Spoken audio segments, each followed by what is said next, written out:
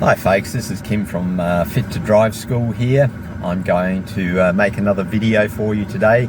This will be the 3-point turn. It will be the South Australian road rules. As I've mentioned before, I have taught in both Victoria and New South Wales. The test requirements there are a little bit different than this state. So while they're not necessarily better, they are a little bit different and probably a little bit more stringent on the rules and regulations. So we're going to do perhaps a few videos today, but I'll start with the 3-point turn. Now what I'll do is I'll read the requirements out directly from the latest learners logbook, okay, the driving companion. This is task 11 and it is the 3-point turn. Now just before I start, I'm parked on the left side of the road here. If I look out to my left, I don't have any obstructions on my left. That means just forward of the passenger side door, I don't have any trees or Stobie poles or anything like that. There is a tree there, but it is sufficiently far enough ahead of me that means that when I reverse back in preparation to do my 3-point turn, I'm not going to bang into the tree. Got to do it obviously where it's safe and legal for you to do so, so you make sure that there are no signs or road markings that contradict your actual maneuver, and you're going to be doing the 3-point turn. Now I'll read out the requirements. Task 11. Okay, so firstly I'm going to be complying with task 3, which is a leaving the curb maneuver. Alright, task 11 requirements. Accelerate smoothly away from the curb without stalling or rolling back, while turning the steering wheel to the right. It isn't prohibited to do dry steering, but it's not advised or encouraged, so that means don't do it basically. Turning the wheel until it is on full steering lock, so that's turning the wheel to the right. You cancel your signal. Obviously we're moving away from the curb, so we're indicating to the right. About 1 metre from the right curb, while keeping the vehicle moving, turn the steering wheel sufficiently to the left. Again, don't dry steer. Stop the vehicle before touching the curb. Select reverse gear, apply the park brake if required. That means if you think you're going to roll backwards or forwards at any time and it means that you're not in control of the car. Okay, so use the handbrake. You can hold the button in if necessary. My car has hill assist, which means that I don't really need to do that because the vehicle, if it's not on a steep slope or a steep count of the road, it won't move anywhere. Alright, so I select reverse gear, apply the park brake if required, and check both directions and behind. Easy way of saying that is to look all the way around your vehicle and make sure that you are safe to move off without causing any havoc to any other road users around you. About 1 metre from the curb, while keeping the vehicle moving, steer sufficiently to the right. Again, don't dry steer, and prepare to move off down the road. Stop before touching the curb. You select first gear. Apply the park brake if required. Okay, so select first gear or drive in my car. Apply the park brake if required and check both ways for traffic. When it's safe, move off down the road while maintaining full control of the vehicle without stalling or oversteering. You're aiming high in steering. I'll explain what that means in a little minute after I've done the maneuver. I'll do a little bit of a commentary drive down my street, which is a quieter side street, and I'll point out some of the things that you need to watch out for in this specific area. Different areas will have different things happening and going on around you. Okay, so we'll point out some of the things shortly after I finish this maneuver. Alright, so the 3-point turn. My foot is on the brake. I have checked my centre mirror. I have indicated right, minimum of 5 seconds. I've taken it out of park and put it into drive. I've looked all around. I can see a car coming behind me. He's turning the other way. Safe for me to go. I've done a blind spot check over my right shoulder. I can see that this car behind me is turning to the right, I think. And I'm going to go over to the right-hand gutter while turning the steering wheel fully to the right. I'm about 1 metre from the curb, so I'm going to stop my vehicle, put the handbrake on, put it into reverse.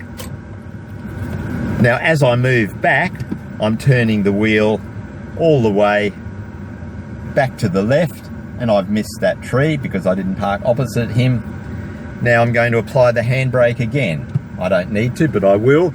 I've looked all the way around as I have done so before. I've indicated to the right, released the handbrake, and I have moved off safely down the road. Okay, so coming up to a cross intersection, checking my centre mirror, covering my brake and looking left and right, and you will be required to do that in your test, okay? Your assessor will be looking for you to be doing those things as you're going through, for instance, okay, approaching a crossroad, checking my mirror, covering my brake, looking left and right, just in case someone fails to give way. All right, so that was the 3-point turn. I am now going to find somewhere where I can do a U-turn. I will turn right here. I've just approached the give way sign. I'm coming up. I'm allowed to go across the line, providing I don't obstruct the traffic in any direction. And give way, folks, the rules with a give way sign means on approach to the sign, even if it is completely clear for you to enter or cross the road, you are still slowing your vehicle down and preparing to give way. Nothing coming. I'm doing a right-hand turn. I'm going across to the right side of the road. We're driving on an unlaned road here, so I'm staying to the left as far as possible without driving in a bike lane for more than 50 metres, unless I am turning to the left. So in this particular case here, I'm just going to do another right turn here, allowing myself sufficient distance when I'm passing those parked vehicles that if the vehicle was to open its door, I'm not going to take the door off or the driver's arm or anything like that. So again, now I'm driving down a very tight street here. I don't need to be continually weaving in and out of traffic, so I'm virtually driving into the centre of the road on an unlaned road.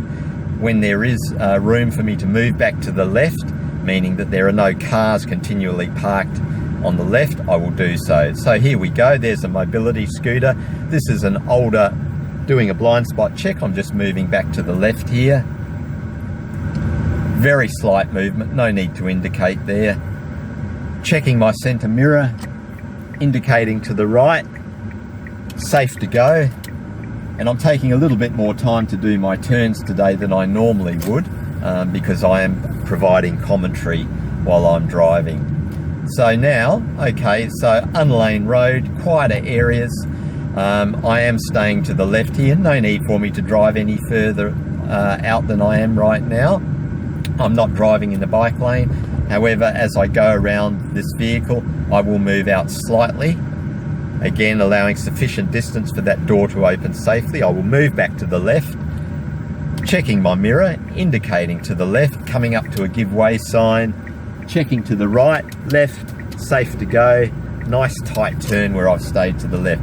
Now folks, as I've said, this is a quieter side street. Different areas that you're in will require well, I should say different areas that you're in may have different things happening. This is an older area that I live in, so you saw the mobility scooter there, but what are some of the things that I'd look out for driving down a quiet side street? All right, well, the default speed limit is 50 k's an hour. I'm doing a little bit slower than that at the moment. I would be looking out for pedestrians. I would be looking out for cyclists, older people. We live near nursing homes here, so there could be mobility scooters. There could be older folks crossing the road using walking frames. They take a little bit longer even if they're not using walking frames, okay? I'd be looking out for cars leaving the curb without indicating. One of the most common things that you see on the road. So if you see brake lights go on, just be aware that that car may be preparing to move out, not only without indicating, but also failing to do a right-hand blind spot check over their shoulder. These things do happen. Again, checking my centre mirror, covering the brake, looking left and right as I've gone through that particular cross intersection. All right, so there's a car coming up in front of me here. It's a narrow street. I can just move a little bit over to the left. He's got plenty of room to pass me there. All right, Other things that I'd look out for, cars reversing out of driveways. Again, they do that without looking, without stopping. So that's why looking high and steering means you're not only looking down at your road surface or keeping your eye on your instruments, you're looking far enough ahead that's going to allow you time to see something that's happening, allow you time to work out what you're going to do, and allow you time to safely execute that action without having any dramas of having to suddenly apply the brakes. Now I've looked left and right, quite safe for me to go.